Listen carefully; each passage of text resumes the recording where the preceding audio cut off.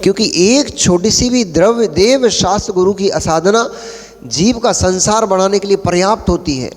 भव भव भटकाने के लिए एक छोटी सी असाधना देव की, चाहे शास्त्र की, चाहे गुरुओं की, एक छोटी सी असाधना, चाहे मन से करो, चाहे वचनों से करो, चाहे शरीर से करो। इसलिए कहते बहुत समझने की आवश्यकता है भैया, रिंकू भैया, भैया वृत्ति करो, उस समय मौन हो जाओ, बोलो मत, क्योंकि आपके मुख में बोलते समय थूक उचट जाता है, मल है, और एक कण भी थूक का मुनिराज के ऊपर पड़ गया, मुनिराज की असाधना हो गई। मुनिराज की असाधना नरक निगोद पटक देती है। भगवान का मार्जन करो, अभिषेक करो, मौन हो जाओ, पट्टी नहीं बांधना, मौन होना है।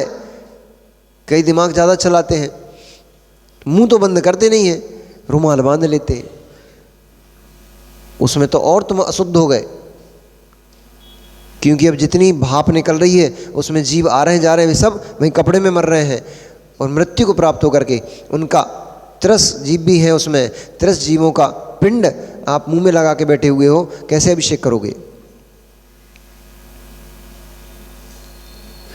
इसलिए मुंह में नहीं बांधना चाहिए, मौन हो जाना चाहिए। मौन पूर्वक भगवान का अभिषेक करो, मौन पूर्वक भगवान का शांति धारा करो, अथवा अकेले ही करने वाले हो और पढ़ना आवश्यक है तो थोड़े दूर होके करो, दूर हाथ से करो, ताकि आपके थूक आदि भाप मुखी भगवान के ऊपर ना पहुंचने पाए। मुखी भाप भी आपकी मल है, वो भी यदि भगवान के ऊपर पहुंच जाती है तो जिनेंद्र भगवान की असाधना महापाप बंध का कारण बनती है। जिनवाणी पढ़ रहे हो, इतने पास में रख ली, थूक उचट रहा है, अथवा गंदे संदे उन्हीं हाथों से कान खुजला लिया, उन्हीं को नाक में डाल दिया, उन्हीं को शरीर में फेर लिया, उन्हीं को पैर छू लिए, उन्हीं से सर छू लिया, फिर उन्हीं से पन्ने पलटने लग गए, सारा तेल वेल जितना था वो सब पन्नों में लगा डाला। जिनवाणी की असाधना कर दी आपने। क्यों असाधना हो गई?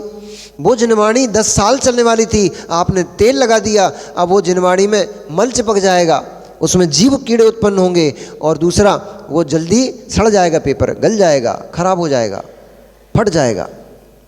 पसीना आ रहा है, उसी से पोंछ लिया, उसी से पैर दबाने लग गए, उसी से भगवान की प्रतिमा छू ली, उसी से पन्ने पलटने लग गए, उसी से अक्षरों के ऊपर उंगली चलाने लग गए। ये देव शास्त्र गुरु की असाधना है, बहुत बहुत बड़े पापों का बंध होता है इससे। आपने कनकोदरी की कहानी नहीं पढ़ी क्या? कनकोदरी रानी की कहानी नहीं पढ़ी क्या आपने? 22 घड़ी तक प्रतिमा छुपाने से 22 वर्ष तक अंजना की पर्याय में वियोग सहना पड़ा कि नहीं सहना पड़ा? क्यों? देव की असाधना की थी। कुएं में प्रतिमा को डलवा दिया था, बावड़ी में। करकंडू से मिल लो, भगवान की भक्ति में तो तल्लीन था, लेकिन हाथों में कीचड़ छपा था तो हाथों में कोड़ हो गया था। ग्वाला बना तो राजपुत्र, सेठ पुत्र हुआ, और सेठ पुत्र होकर के राज अभिषेक हुआ, राज मिला भगवान की भक्ति से। कमल चढ़ाया था भगवान के सामने। पढ़ी कहानी कि नहीं पढ़ी? उसने तालाब से कमल ला करके भगवान के चरणों में चढ़ाया था। उसके प्रभाव से, भगवान की भक्ति के प्रभाव से वो सेठ पुत्र हुआ। भगवान की भक्ति के प्रभाव से सेठ पुत्र होकर के राजा के यहाँ कोई संतान नहीं थी, राजा ने गोद ले लिया, राज तिलक हुआ, राजा बना। परंतु हाथों में कोढ़ हो गया,